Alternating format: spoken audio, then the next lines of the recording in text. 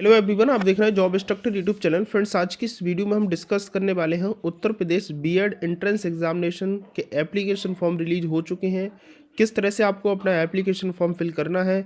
बहुत candidate mistake कर देते हैं फॉर्म में, बाद में उनके फॉर्म रिजेक्ट हो जाते हैं। तो आप लोग इस वीडियो कंप्लीटली देख लीजिएगा कि फॉर्म कैसे फिल करना है। बिल्कुल भी इसके मत कीजिएगा, नहीं तो हो सकता है कोई ऐसा इंपॉर्टेंट पॉइंट्स आपसे मिस हो जाए जो आप फॉर्म में मिस्टेक कर दें। तो चलिएगा स्टार्ट करते हैं। सबसे पहले हम इसकी नोटिफिकेशन की तरफ देखते हैं कि नोटिफिकेशन में कुछ इंपॉर्टेंट पॉइंट्स जो है वो हम देख लेते हैं। देन उसके बाद यहाँ से फॉर्म फिल करना हम स्टार्ट करेंगे। लेकिन उससे पहले अगर आपने चैनल को सब्सक्राइब नहीं किया हुआ है तो जॉब इंस्ट्रक्टर यूट्यूब चैनल को सब्सक्राइब कर लीजिएगा। यहाँ पर आपको गवर्नमेंट व प्राइवेट सभी जॉब की इन्फॉर्मेशन मिलेगी। साथ ही आपको बीएड से रिलेटेड जितनी भी अपडेट्स इन्फॉर्मेशन रहेगी वो भी आपको जॉब इंस्ट्रक्टर यूट्यूब चैनल पर मिलती रहेगी। यहाँ पर जो भी अपडेट दिया जाता है एकदम से सही और ऑथेंटिक दिया जाता है, कोई फेक इन्फॉर्मेशन नहीं दिया जाता है। इस बार आपका जो एग्ज़ाम कंडक्ट कराने वाली है वो बुंदेलखंड यूनिवर्सिटी झांसी में है, जो कि इसकी इस बार 2026 का ऑर्गेनाइजिंग बॉडी है, right, Uttar Pradesh BEd exam के लिए। इसमें आप लोग फॉर्म फिल कर सकते हैं। 10 फरवरी से फॉर्म स्टार्ट हो चुके हैं, राइट। और यहाँ पर आप लोग 5 मार्च तक फॉर्म फिल कर सकते हैं। अगर आपका फॉर्म लेट हो जाता है तो आपको कुछ एक्स्ट्रा फीस के साथ 10 मार्च तक फॉर्म फिल कर पाएंगे। प्रवेश पत्र डाउनलोड आप अपने एडमिट कार्ड को 20 अप्रैल को कर पाएंगे डाउनलोड। 26 अप्रैल को आपका एग्ज़ाम होगा और 25 मई को आपका रिजल्ट डिक्लेयर कर दिया जाएगा। अगर आप 10 फरवरी से लेकर के 5 मार्च के बीच फॉर्म फिल करते हैं तो आपको उत्तर प्रदेश के जर्नल यानी यूआर कैंडिडेट और ओबीसी कैंडिडेट के लिए 1650 रुपये की फ़ीस लगेगी। यूपी के एससी एसटी कैंडिडेट के लिए 850 रुपये की फ़ीस लगेगी। अगर आप उत्तर प्रदेश के अलावा दूसरे किसी राज्य से बिलोंग करते हैं, आउटसाइड स्टेट कैंडिडेट हैं, तो आपको 1650 रुपये की फ़ीस लगेगी। उसके बाद अगर आप 5 मार्च तक फॉर्म फिल नहीं कर पाते हैं तो 6 मार्च से लेकर के 10 मार्च तक विंडो ओपन रहेगी, जिसमें आप लोगों को कुछ एक्स्ट्रा फीस देने के साथ आप फॉर्म फिल कर सकते हैं। जैसे उत्तर प्रदेश की यूआर और ओबीसी कैंडिडेट को 2000 रुपये देने होंगे, मतलब आप देखेंगे कि 1650 रुपये के बाद आपको यहाँ पर 350 रुपये एक्स्ट्रा देने हो रहे हैं, ठीक है। अगर आप उत्तर प्रदेश के एससी एसटी कैंडिडेट तो 1000 रुपये देने होंगे। अगर आप आउटसाइड स्टेट कैंडिडेट हैं तो 2000 रुपये में फॉर्म फिल करना होगा। तो ये आपका लेट फीस चार्ज रहेगा अगर आप लोग 5 मार्च तक फॉर्म फिल नहीं करते हैं तब, ठीक है। तो 1 महीने का समय है, आराम से फॉर्म फिल करिएगा, जल्दीबाजी किसी को करने की आवश्यकता नहीं है। अब बात कर लेते हैं कि इसमें एलिजिबिलिटी क्राइटेरिया क्या है, कौन कौन कैंडिडेट इसमें फॉर्म को अप्लाई कर सकता है। एग्ज़ाम प्रोसेस की बात करते हैं तो 2 प्रश्न पत्र आपके होंगे, ठीक है। एक क्वेश्चन आपका 2 मार्क्स का होगा और 1/3 की नेगेटिव मार्किंग इसमें रहने वाली है। पहला प्रश्न पत्र जो होगा उसमें आपको जनरल नॉलेज के 50 क्वेश्चन 100 नंबर के होंगे और भाषा का पेपर होगा, हिंदी और इंग्लिश में से कोई एक क्वेश्चन पेपर आपको करना होगा। 50 क्वेश्चन 100 नंबर के, 200 मार्क्स का 3 घंटे में आपको करना होगा। सेकंड प्रश्न पत्र में आपको सामान्य अभिरुचि परीक्षण यानी जनरल एप्टीट्यूड टेस्ट आपका कंडक्ट होगा, जिसमें से 50 क्वेश्चन 100 नंबर के होंगे। विषय योग्यता कला विज्ञान वाणिज्य कृषि में से 50 क्वेश्चन 100 नंबर के होंगे। 200 नंबर का ये भी पेपर होगा, इसमें आपको 3 घंटे का समय मिलेगा। तो इस तरह से आप लोगों को इसका एग्ज़ाम पैटर्न रहेगा कुछ। तो चलिएगा स्टार्ट करते हैं कि फॉर्म अब आपको कैसे फिल करना है। उससे पहले थोड़ी जानकारी और ले लीजिएगा। अगर आपके ग्रेजुएशन में, ठीक है, मिनिमम मार्क्स कितने होने चाहिए, 50% मार्क्स जर्नल और ओबीसी कैंडिडेट के लिए होनी चाहिए। मिनिमम परसेंटेज की बात की गई है आपकी ग्रेजुएशन में, राइट, ग्रेजुएशन हो या पोस्ट ग्रेजुएशन हो। 45% एससी एसटी कैंडिडेट की होनी चाहिए। अगर आप बी या बीटेक किए हुए कैंडिडेट हैं तो आपकी मिनिमम 55% मार्क्स होनी चाहिए साइंस और मैथ, ठीक है। ये स्पेशल यहाँ पर बताए गए हैं, राइट। इसकी जो डेट है, यहाँ से फॉर्म फिल करने की लिंक है, इसकी जो एप्लीकेशन फॉर्म की लिंक और पीडीएफ मैंने अपने टेलीग्राम पर शेयर कर दिया, वहाँ से जाकर के आप लोग देख सकते हो। सबसे पहले हमको यहाँ पर click here to new user registration पर क्लिक करना होगा। क्लिक करने के बाद ये थोड़ा सा लोडिंग लेगा, 100% होगा, तो थोड़ा सा आप लोग उस पर वेट कर लीजिएगा। यहाँ पर ये 100% होने के बाद आपका फॉर्म यहाँ से स्टार्ट होता है, राइट। यहाँ पर आप देखेंगे कुछ बेसिक इन्फॉर्मेशन दी गई है, जो भी मैंने अभी स्टार्टिंग में आपको बताई थी वो इन्फॉर्मेशन आपको देखने के बाद आई एग्री पर क्लिक करना है। उसके बाद यहाँ से सबमिट पर क्लिक करना है। उसके बाद यहाँ पर आपको क्लोज कर देना रहेगा। कुछ पब्लिक नोटिफिकेशन आपको बताया जा रहा है। सबसे पहले आपको यहाँ पर अपना फुल नेम लिखना होगा, जो भी आपका फुल नेम मार्कशीट 10th की मार्कशीट में है। ध्यान रहे कि आप जो भी डिटेल देंगे अपनी 10th की मार्कशीट के अकॉर्डिंग देंगे। यहाँ पर आपको अपना कन्फर्म नेम लिखना है। उसके बाद यहाँ पर आपको अपने फादर जी का नेम लिखना है उसके बाद यहाँ पर अपने कन्फर्म फादर जी का नेम लिखेंगे। यहाँ पर आपको मदर जी का नाम लिखना है अपने, और यहाँ पर आप कन्फर्म मदर का नाम लिखेंगे। आपकी जो भी जन्मतिथि है वो जन्मतिथि यहाँ पर आप लोग लिखने वाले हैं, राइट। तो आपकी जो भी जन्मतिथि है, सपोज यहाँ पर मैं कोई एक जन्मतिथि चूज़ करता हूँ, तो आपको लगता है कि आपकी ये जन्मतिथि है, तो यहाँ पर आप जन्मतिथि चूज़ करेंगे। बोला गया है कि ओनली कैंडिडेट एबव, 14 साल से ऊपर के कैंडिडेट ही फॉर्म फिल कर सकते हैं। अगर आप 14 साल से कम के कैंडिडेट हैं तो आप फॉर्म फिल नहीं कर सकते हैं, ठीक है। या कन्फर्म डेट ऑफ बर्थ लिखेंगे। यहाँ पर आप अपनी ईमेल डालेंगे, यहाँ पर कन्फर्म ईमेल करेंगे। उसके बाद यहाँ पर आप अपना मोबाइल नंबर लिखेंगे और उसके बाद यहाँ से कन्फर्म मोबाइल नंबर करेंगे। ध्यान रहे कि मोबाइल नंबर और ईमेल वो डालें जो आपकी एक्टिव रहे। ऐसा ना हो कि आज आपने ईमेल डाली, कल वो आप भूल गए, क्योंकि जितने भी नोटिफिकेशंस अपडेट्स होंगे जब आपकी काउंसलिंग चलेगी तो उस टाइम भी आपको ये मोबाइल नंबर और इस ईमेल की आवश्यकता पड़ने वाली है। एट दी एडमिशन टाइम भी आपको इस ईमेल और इस मोबाइल नंबर की आवश्यकता होगी। तो मेक श्योर करें कि आप लोग जो भी ईमेल और जो मोबाइल नंबर डाला वो सही और होनी चाहिए और आपकी वैलिड होनी चाहिए, ठीक है। तो ये दोनों चीज ईमेल और मोबाइल नंबर डालने के बाद आपको यहाँ से जनरेट ओटीपी पर क्लिक करना होगा। उसके बाद यहाँ से आपको कैप्चा डालना होगा। कैप्चा डालने के बाद यहाँ से आपको इसे सबमिट करना होगा।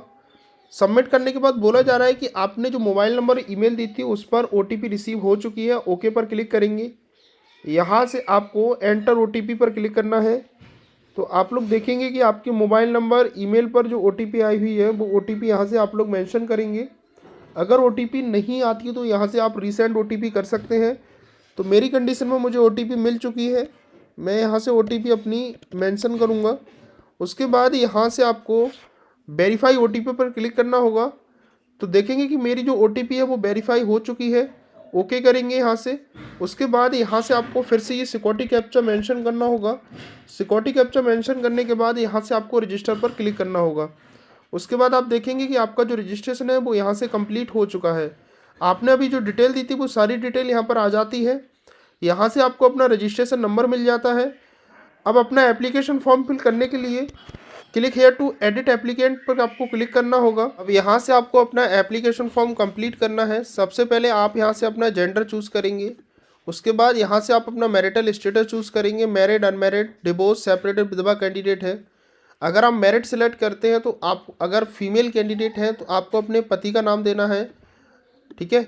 अनमैरिड यहाँ से मैं सिलेक्ट करता हूँ। और उसके बाद यहाँ से आपको अपनी नेशनलिटी चूज़ करनी है।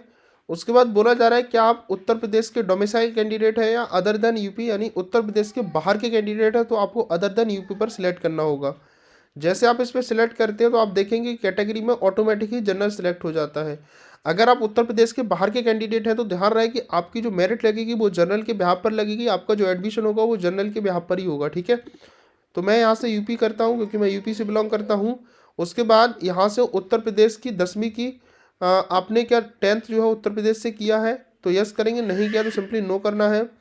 12th आपने उत्तर प्रदेश से किया है तो यस करेंगे, नहीं तो नो करेंगे। ग्रेजुएशन आपने उत्तर प्रदेश से की है तो यस करेंगे, अन्यथा नो करेंगे। कैटेगरी यहाँ से पूछ रहा है कि आप किस कैटेगरी की कैंडिडेट हैं। जनरल से सिलेक्ट करेंगे तो आपको कोई डॉक्यूमेंट्स, कोई सर्टिफिकेट नंबर नहीं देना होगा। लेकिन अगर आप कोई OBC, SC, ST candidate select करेंगे तो आपको सर्टिफिकेट नंबर भी देना होगा प्लस सर्टिफिकेट अपलोड भी करना होगा, ठीक है। यहाँ से आपको बोला जा रहा है मैंने ओबीसी सिलेक्ट किया तो क्या आप क्रीमी लेयर कैंडिडेट है, sorry non creamy layer candidate है। अगर है तो यस करेंगे, नहीं तो आपको नो पर क्लिक करना है। उसके बाद आपको अपनी कास्ट सर्टिफिकेट नंबर यहाँ से देना होगा। उसके बाद बोला जा रहा है क्या आप हैंडीकैप कैंडिडेट हैं तो यस करेंगे। और उसके बाद यहाँ से आपको अपनी डिसेबिलिटी सिलेक्ट करनी है कि फिजिकली चैलेंज्ड या ब्लाइंड, जो भी आप यहाँ सिलेक्ट करेंगे।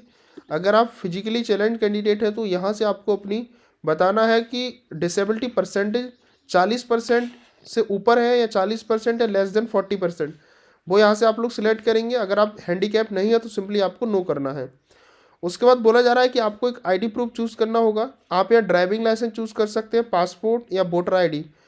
यहाँ पर आधार कार्ड नहीं दिया है, अगर आपको आधार कार्ड देना चाहते तो अदर पर क्लिक करेंगे और लास्ट में आपको अपना आधार कार्ड अपलोड करना होगा, ठीक है। और यहाँ से मान लीजिएगा आप वोटर आईडी या इनमें से कोई डॉक्यूमेंट्स देना चाहते हैं तो उसका आईडी प्रूफ नंबर आपको देना होगा, ठीक है। तो मैं यहाँ से अदर पर सिलेक्ट करता हूँ। उसके बाद फ्रेंड्स यहाँ पर आपने अपनी रजिस्ट्रेशन में जो ईमेल आईडी दी थी वो ईमेल आईडी यहाँ से आ जाती है। उसके बाद एक अल्टरनेट ईमेल आईडी मांग रहा है तो आपको अल्टरनेट ईमेल आईडी देनी है। रजिस्ट्रेशन में आपने जो मोबाइल नंबर दिया था वो मोबाइल नंबर यहाँ पर होगा। आपसे एक अल्टरनेट मोबाइल नंबर भी मांगा जा रहा है, आप अपनी फैमिली में किसी का भी नंबर यहाँ पर दे सकते हैं। उसके बाद फ्रेंड्स यहाँ से आपको अपना एड्रेस देना होगा, आपका गांव, ठीक है, आपका कोई मोहल्ला जो भी यहाँ पर आप रहते हैं। उसके बाद पोस्ट आप यहाँ से लिख सकते हैं, तहसील लिख सकते हैं, और यहाँ से आपको अपनी स्टेट चूज़ करनी होगी जो भी आपकी स्टेट है। उसके बाद यहाँ से आपको अपनी डिस्ट्रिक्ट चूज़ करनी है जो आपकी डिस्ट्रिक्ट है। उसके बाद पिन कोड। उसके बाद बोला जा रहा है कि अगर आपका ये एड्रेस, ये आपने जो दिया था कम्युनिकेशन एड्रेस, और यहाँ पर आपको देना है परमानेंट एड्रेस। अगर ये एड्रेस और ये एड्रेस सेम है तो आपको येस पर टिक करना है। ऑटोमेटिक यहाँ पर जो एड्रेस आप ऊपर देंगे वो यहाँ पर ऑटोमेटिक पेस्ट हो जाएगा। अगर ये एड्रेस अलग है तो आपको नो पर क्लिक करके अपना एड्रेस अलग फिल करना होगा। उसके बाद फ्रेंड्स यहाँ से आपको कुछ डॉक्यूमेंट्स अपलोड करने होंगे। सबसे पहले आपको अपना एक पासपोर्ट साइज फ़ोटो अपलोड करना होगा। चूज़ फाइल करेंगे और अपलोड करेंगे तो आपका फ़ोटो अपलोड हो जाता है। ध्यान रहे कि आपका जो फ़ोटो 25 से 50 KB के बीच का होना चाहिए। डायमेंशन यहाँ पर दे रखी है, JPG या JPG फॉर्मेट में होना चाहिए। आपको अपना एक सिग्नेचर अपलोड करना होगा। उसके बाद बोला गया है कि please upload scan copy of left and right hand index finger impression. आपको अपने लेफ्ट और राइट हाथ के फिंगर इम्प्रेशन अपलोड करने होंगे। चूज़ फाइल पर क्लिक करेंगे, यहाँ से अपलोड करेंगे। आपका अगर OBC या ST या SC कैंडिडेट हैं तो आपको अपना यहाँ पर कास्ट सर्टिफिकेट अपलोड करना होगा। ध्यान रहे कि कास्ट सर्टिफिकेट आपका 1 अप्रैल 2023 के बाद का बना हुआ होना चाहिए। 1 अप्रैल 2023 के पहले का नहीं होना चाहिए, नहीं तो आपका वो रिजेक्ट कर दिया जाएगा। अगर आपके पास नहीं है, 2023 से पहले का आपका है, ठीक है, 1 अप्रैल 2023 से पहले का है, तो आप उसको रिन्यू करा लें, उसको बनवा लें। यहाँ पर आपको 10th या 12th या अपनी अंडर ग्रेजुएशन की मार्कशीट या सर्टिफिकेट आपको अपलोड करना होगा। उसके बाद यहाँ पर बोला क्या है कि आपको अपनी फैमिली एनुअल इनकम अपलोड करनी होगी। आप अपने माता या पिताजी की इनकम सर्टिफिकेट यहाँ से अपलोड करेंगे जो कि 1 जुलाई 2025 के बाद का बना हुआ होना चाहिए, उससे पुराना नहीं होना चाहिए। उसके बाद अगर मैंने अभी कुछ देर पहले आपको बताया था, आपको एक ID प्रूफ सेलेक्ट करने की जिसमें पासपोर्ट आ रहा था, आपका वोटर ID आ रहा था, ठीक है, यहाँ पे ड्राइविंग लाइसेंस। उनमें से अगर आपने सिलेक्ट किया तो आपसे डॉक्यूमेंट नहीं मांगेगा। अगर आपने अदर पर सिलेक्ट किया होगा तो आपसे यहाँ पर कोई डॉक्यूमेंट्स मांगेगा, तो यहाँ पर आप अपना आधार कार्ड सिलेक्ट कर सकते हैं अगर अदर पर क्लिक करेंगे तो। ये सभी डॉक्यूमेंट्स सिलेक्ट करेंगे और यहाँ से आपको अपलोड भी करना होगा। तो सभी डॉक्यूमेंट्स अपलोड करने के बाद आपको सेव एंड कंटिन्यू पर क्लिक करना है। तो देखिए फ्रेंड्स, मैंने सभी डॉक्यूमेंट्स अपलोड कर लिए हैं। आपने जो डॉक्यूमेंट्स अपलोड किए हैं उनको यहाँ से आप प्रीव्यू कर सकते हैं कि आपने डॉक्यूमेंट सही अपलोड किया है, गलत तो कोई अपलोड नहीं कर दिया। अगर आपको लग रहा है कि कोई डॉक्यूमेंट्स गलत अपलोड हो गया है तो यहाँ से दोबारा से चूज़ फाइल क्लिक करके उसको दोबारा से आप यहाँ से अपलोड कर पाएंगे। अब यहाँ से आपको सेव एंड कंटिन्यू पर क्लिक करना है। आप देखेंगे कि मेरी जो डिटेल है वो सक्सेसफुली सबमिट हो चुकी है। अब दूसरा ऑप्शन आता है क्वालिफिकेशन डिटेल का। उसके बाद आपको वेटेज डिटेल देनी है, उसके बाद प्रेफरेंस एंड पेमेंट करनी है। पहली डिटेल हमारी जो थी वो थी पर्सनल डिटेल। यहाँ से आपको अपनी स्ट्रीम चूज़ करनी है, राइट। बीएड के लिए कि आप कौन सी स्ट्रीम को ऑप्ट करना चाहते हैं, आर्ट, कॉमर्स, साइंस, तो जो भी आप सिलेक्ट करना चाहते हैं सिलेक्ट करेंगे। बोला जा रहा है कि आपको please select language you want to the attempt language section question paper 1। Question paper 1 के लिए आप अपनी लैंग्वेज कौन सी देना चाहते हैं वो यहाँ सिलेक्ट करेंगे। उसके बाद आपका जो 10th का डिटेल है, क्या वो CGPA है, परसेंटेज बेहाफ पर है, तो आप मेरा परसेंटेज पे है तो मैं परसेंटेज करूँगा। CGPA तो आप CGPA करेंगे। यहाँ से आपको बोर्ड का नाम, CGPA, ऑप्टेंट, कुल प्राप्तांक आपको देने हैं और किस साल आपने पास किया है। तो मैं यहाँ से परसेंटेज पर क्लिक करता हूँ। उसके बाद यहाँ से आपको CBSE बोर्ड है, ICSE बोर्ड है, या कोई UP बोर्ड है, या कोई अदर स्टेट की कैंडिडेट है तो अदर स्टेट बोर्ड है तो वो अदर पर क्लिक करेंगे। उसके बाद बोर्ड का नाम लिखेंगे, ठीक है। तो मेरा UP बोर्ड से है। मैं यहाँ से मैक्सिमम मार्क्स, ठीक है, कितने मार्क्स का आपका 10th था, कितने मार्क्स आपको ऑब्टेंड हुए, मतलब कितने मार्क्स आपको मिले हैं वो यहाँ पर देना है। ऑटोमेटिक यहाँ से परसेंटेज आ जाती है। उसके बाद यहाँ पर किस साल आपने अपनी 10th को जो है कंप्लीट किया हुआ है वो यहाँ से आप लिखेंगे। उसके बाद आपको अपनी 10th की मार्कशीट यहाँ से अपलोड करनी होगी। मैक्सिमम 1 MB से ज़्यादा की नहीं होनी चाहिए। चूज़ फाइल करेंगे, अपलोड करेंगे, आपका 10th का डिटेल यहाँ से अपलोड हो जाएगा। अब आता है 12th का डिटेल। 12th की डिटेल में बोला जा रहा है कि CGPA है, परसेंटेज है, किस तरह से है वो आप यहाँ पर अपने अकॉर्डिंग सिलेक्ट करेंगे। बोर्ड का नाम सिलेक्ट करेंगे। यहाँ से आपका जो 12th था वो कितने मार्क्स का था। उत्तर प्रदेश में आप सभी को पता है कि उत्तर प्रदेश बोर्ड से करते हैं तो 500 मार्क्स का होता है। मार्क ऑब्टेंड, कितने मार्क्स आपको 12th में मिले हैं, यहाँ से परसेंटेज निकल आएगी। आपने किस साल में अपना 12th जो है वो कंप्लीट किया हुआ है वो यहाँ से आपको सिलेक्ट करना है और 12th की मार्कशीट यहाँ से अपलोड करनी होगी, ठीक है। उसके बाद आ जाता है फ्रेंड्स, क्या आपने हैव यू कंप्लीटेड ग्रेजुएशन। अगर आप ग्रेजुएशन इस साल हैं ठीक है, ध्यान रखें ग्रेजुएशन में अगर आप इस साल हैं तो आपको अपीयरिंग करना है और यहाँ पर बताना होगा कि ग्रेजुएशन की स्ट्रीम क्या है, आर्ट्स या कॉमर्स, साइंस, इंजीनियरिंग, एग्रीकल्चर, वो आपको बताना है। कॉलेज का नाम क्या है वो आपको देना है, रोल नंबर क्या है आपका वो देना है, और यहाँ पर किस साल आपका जो 12th है वो कंप्लीट होगा 2026 आपको सिलेक्ट करना है। उसके बाद सेव एंड कंटिन्यू पर क्लिक करेंगे। एक चीज़ यहाँ पर हाईलाइट की गई है कि ऐसे अभ्यर्थी जो स्नातक एवं परास्नातक के अंतिम वर्ष में हैं, यदि आपके पास अंतिम वर्ष का रोल नंबर नहीं है तो रोल नंबर के स्थान पर अपने द्वितीय या पिछले वर्ष का रोल नंबर भर सकते हैं। बोला जा रहा है कि अगर आप अपीयरिंग कैंडिडेट हैं ग्रेजुएशन या पोस्ट ग्रेजुएशन के, तो यहाँ पर आप अपनी स्ट्रीम चूज़ करने के बाद अगर आपके पास लास्ट ईयर का रोल नंबर नहीं है तो आपको सेकेंड ईयर का या फिर फर्स्ट ईयर का रोल नंबर यहाँ से लिख देना है। ठीक है, तो मैं यहाँ पर ग्रेजुएशन मेरा कंप्लीट है। उसके बाद बोला जा रहा है ग्रेजुएशन किससे आपने किया है वो सेलेक्ट करेंगे, कॉलेज का नाम, रोल नंबर क्या है, किस साल आपने ग्रेजुएशन कंप्लीट किया हुआ है, परसेंटेज था या सीजीपीए था वो यहाँ से आप लोगों को सिलेक्ट करना है, टोटल कितने मार्क्स का आपका ग्रेजुएशन था, कितने मार्क्स आपको मिले हैं, और परसेंटेज यहाँ ऑटोमेटिक आ जाएगी। एक चीज़ ध्यान रखना कि यहाँ पर बोला गया है ग्रेजुएशन में, मैंने आपको स्टार्टिंग में बताया था कि ग्रेजुएशन के कुछ क्राइटेरिया है। मिनिमम 50% मार्क्स आपके जनरल ओबीसी कैंडिडेट के होनी चाहिए और 45% मार्क्स आपके एससी एसटी कैंडिडेट के होनी चाहिए। अगर आप बी या बीटेक किए हुए हैं तो आपके 55% कम से कम मार्क्स होने चाहिए। ठीक है, उसके बाद यहाँ से अपनी ग्रेजुएशन की मार्कशीट अपलोड कर देनी है और उसके बाद यहाँ से आपको सेव एंड कंटिन्यू कर देना है। नेक्स्ट यहाँ से आपको अपनी वेटेज डिटेल देनी होगी। वेटेज डिटेल में आप अपनी जो भी डिटेल देते हैं, बोला गया है कि if any candidate receive more than 25 marks below the mentioned A and F. ठीक है, मतलब जो वेटेज वाली डिटेल है ए से एफ तक की, वो डिटेल आप कंप्लीट करते हैं तो हो सकता है कि आपको 25 नंबर तक का बेनिफिट आपको मिल जाए, आपके मार्क्स में जुड़ेंगे और आपको हो सकता है कि अच्छा कोई बेटर कॉलेज मिल जाए। ठीक है, तो यहाँ से सबसे पहली डिटेल हमसे पूछी गई, क्या आपने राष्ट्रीय राज्य स्तर पर अंतर विश्वविद्यालय खेल प्रतियोगिता में भाग लिया है, तो यस करेंगे, नहीं लिया है तो आपको नो करना है। ठीक है, मैंडेटरी नहीं है ये, अगर आपके पास है तो यस करेंगे, नहीं है तो सिंपली आपको नो करना है, उससे आपको कोई दिक्कत नहीं है। लेकिन हाँ ये जरूर है कि जैसे इसमें बोला गया कि 25 मार्क्स तक का आपको बेनिफिट हो सकता है, वो आपको नहीं मिलेगा। ठीक है, तो यहाँ पर बोला गया है, मैंने यस किया तो बोला गया है कि if in the individual event why the candidate, कि अभ्यर्थी द्वारा जो भी इंडिविजुअल प्रतियोगिता में भाग लिया गया उसको आपको बताना है। ठीक है, फर्स्ट पोजीशन, सेकंड, थर्ड कौन सी पोजीशन रही थी वो आपको सिलेक्ट करना है। उसके बाद टीम प्रतियोगिता में किस प्रतियोगिता में आप थे। ठीक है, member of champion, runner up या पार्टिसिपेटिंग टीम में। उसके बाद किसी विश्वविद्यालय द्वारा संचालित अन्य महाविद्यालय टूर्नामेंट या क्रीड़ा में खेलकूद प्रतियोगिताओं में से आपने मेंबर ऑफ चैंपियन टीम्स थी आपकी, वेटेज 10 है इसका। ठीक है, और on the first place of the individual event, तो आप अपने अकॉर्डिंग यहाँ से सिलेक्ट करेंगे और नहीं है तो सिंपली आपको नो करना है। उसके बाद फ्रेंड्स यहाँ बोला गया है क्या आप नेशनल कैडेट कोर एवं राष्ट्रीय सेवा योजना के अभ्यर्थी हैं, तो यस करेंगे और यहाँ पर आपको बताना होगा। ठीक है, तो इस तरह से आपको अपने डॉक्यूमेंट्स भी अपलोड करना होगा, नहीं है तो सिंपली आपको नो करना है। बोला गया कि do you need reservation department of freedom fighter candidate है, तो यस करेंगे और यहाँ से आपको डॉक्यूमेंट्स देना होगा, नहीं है तो सिंपली नो करना है। उसके बाद बोला गया कि are you the active service the impressed and retired defence person और son and daughter such personal retired and disabled missing dead of the. ठीक है, अगर आप मिसिंग वगैरह हैं, लापता, मृतक हो चुके हैं, उनके पुत्र या पुत्री या पत्नी से रूप से संबंधित हैं, तो यस करेंगे और यहाँ से डॉक्यूमेंट्स अपलोड करना होगा।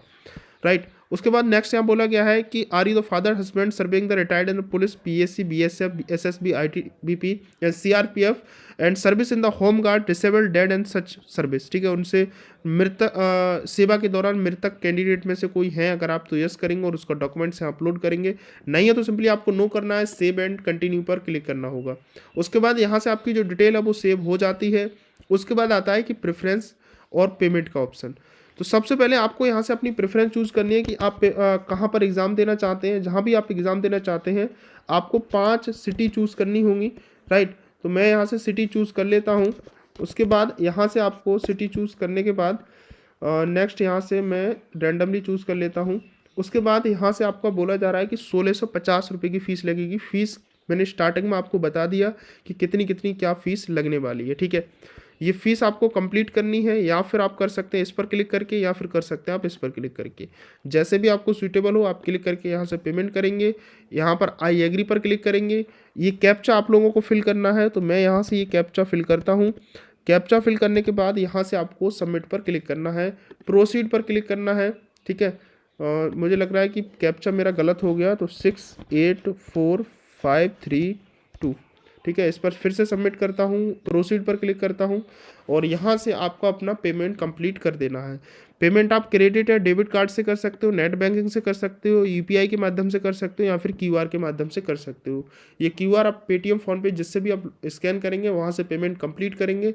उसके बाद आपका अपना जो फॉर्म है वो यहाँ से कंप्लीट हो जाता है, ठीक है। तो फ्रेंड्स, इस तरह से आपको अपना पेमेंट करना है और इस तरह से आपको अपना फॉर्म जो है वो कंप्लीट कर लेना है। इसके अलावा आपको लगता है कि कुछ समझ नहीं आया हो, कोई प्रॉब्लम क्रिएट हो रही हो, तो मैंने अपनी आईडी आपको दे रखी है, मैंने अपनी इंस्टाग्राम आईडी आपको दे दी है। उस इंस्टाग्राम आईडी पर मुझे कनेक्ट कर सकते हैं। और फ्रेंड्स, बीएड से रिलेटेड जितनी भी इन्फॉर्मेशन होगी वो आपको जॉब इंस्ट्रक्टर यूट्यूब चैनल पर मिलती रहेगी। सो डेट आप इसको चैनल को सब्सक्राइब करके रखें। काउंसलिंग की भी अपडेट आपको यहाँ पर मिलती रहेगी। तो चलिएगा, मिलते हैं किसी नेक्स्ट वीडियो में। फिलहाल इस वीडियो में इतना ही।